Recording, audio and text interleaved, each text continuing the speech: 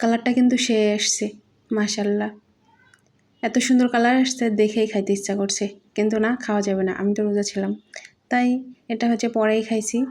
আসসালামু আলাইকুম, কেমন আছেন সবাই?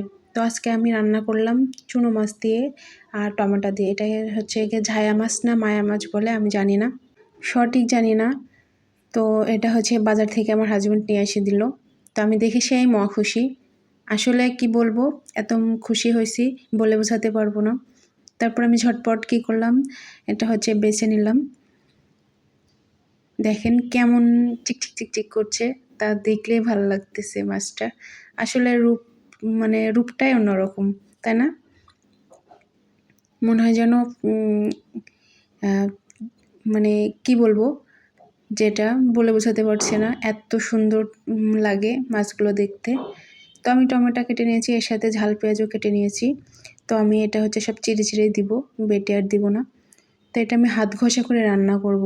হাত ঘষা করে রান্না করলে এত ভালো লাগে, মানে আগের থেকে উপর থেকে সব মাখায় নিয়ে এটা হচ্ছে বসায় দিতে হয়। তো আমি এখানে হলুদ দিয়ে নিলাম,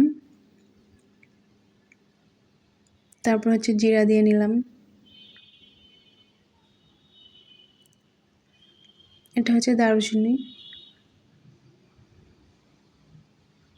তারপর আমি এই যে তেল দিয়ে নিলাম, দিয়ে এবার আমি মাখাই নেব। এটা মাখাইতে মাখাইতেই আমারই খাইতে ইচ্ছা করছিল, এত ভাল লাগছিল কি বলবো। দেখছেন এর কালারটা আসছে। আসলে যখন কোনো জিনিস যেন হাত ঘষা করে যখন রান্না করা হয় না, তখন এর কালারটাই আসে অন্যরকম। তা এত ভাল লাগে কালারটা।